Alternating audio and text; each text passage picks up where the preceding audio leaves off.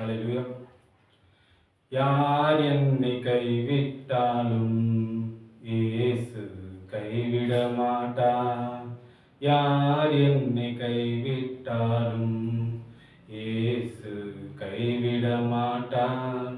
கைவிட மாட்டார், கைவிட மாட்டார், கைவிடவே மாட்டார். இயேசு கைவிடவே மாட்டார். தாயும் அவரே, தந்தையும் அவரே, தாயும் அவரே, தந்தையும் அவரே. தாளாட்டுவார், சீராட்டுவார், தாளாட்டுவார், சீராட்டுவார். யார் என்னை கைவிட்டாலும் இயேசு கைவிட மாட்டார். கர்த்தருடைய பரிசுத்த நாமத்துக்கு மகிமை உண்டாதாக. இந்த நாளிலும் நாம் தியானிக்கும்படியாக வந்திருக்கும் வார்த்தை 4வது வார்த்தை. எடுத்து வாசிப்போம். மத்தேயு 27வது அதிகாரம் 46வது வசனம். 9ஆம் மணி நேரத்தில் இயேசு ஏலி ஏலி லாமா சகப்தானி என்று மிகுந்த சத்தமிட்டு கூப்பிட்டார். அதற்கு, என் தேவனே, என் தேவனே, ஏன் என்னை கைவிட்டீர் என்று அர்த்தமாம். பிரியமானவர்களே, இந்த வசனத்தில் கூட நாம் பார்க்கிறோம், ஆண்டவராகிய இயேசு கிறிஸ்து கைவிடப்பட்ட ஒரு நிலைமையில் சிலுவையில் தொங்கிக் கொண்டு இருப்பதை நாம் காண்கிறோம். காரணம் என்ன? ஏன் அவர் கைவிடப்பட வேண்டும்? எதற்காக இந்த வார்த்தையை ஆண்டவராகிய இயேசு கிறிஸ்து சொல்ல வேண்டும்? நாம் ஒரு நிமிடம் யோசித்து பார்க்க வேண்டும். பிதாவானவர் ஆதியிலிருந்து இயேசுவோட கூட இருந்தார். இயேசுவும் பிதாவோட இருந்தார். இருவரும் இணைந்து மூவருமாய் உலகத்தை சிருஷ்டித்தார்கள். அவர்களுக்கு எந்த பிரிவினையும் இல்லாதிருந்தது. ஆனால் இந்த உலகத்தில் வந்து பிறகும் கூட இயேசு கிறிஸ்து பிதாவோடு ஐக்கியமாய் இருந்தார் என்பதை வேதத்தில் அநேக இடங்களில் பார்க்கிறோம். இயேசு கிறிஸ்து சொல்கிறார், என்னை காண்கிறவன் பிதாவை காண்கிறான் என்று அவர் சொல்வதை நாம் பார்க்கிறோம்.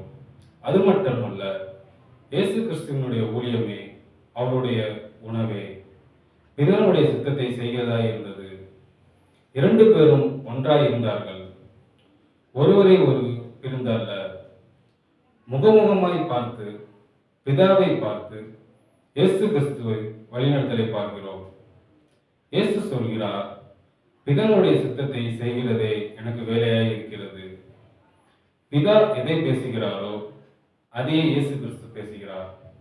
பிதா எதை செய்கிறாரோ அதே இயேசு கிறிஸ்து செய்கிறார். அவர் காண்பிக்க இவர் செய்கிறதை நாம் பார்க்கிறோம்.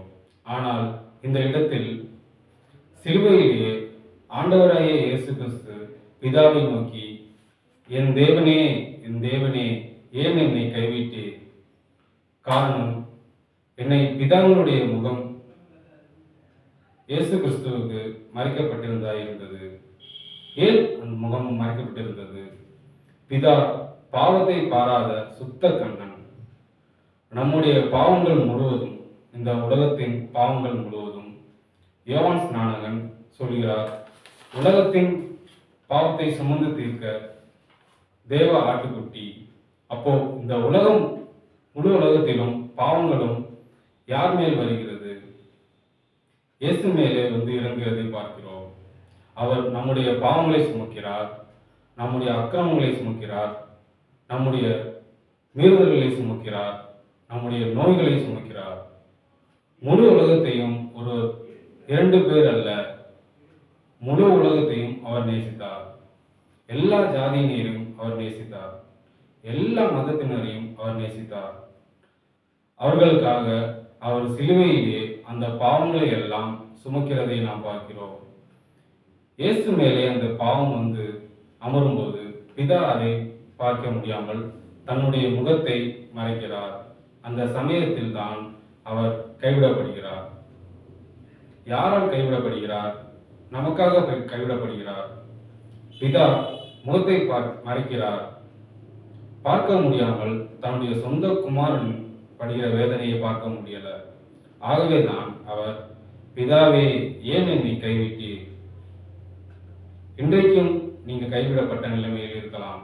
ஆனால் இயேசு உங்களை ஒருபோதும் கைவிட மாட்டார்.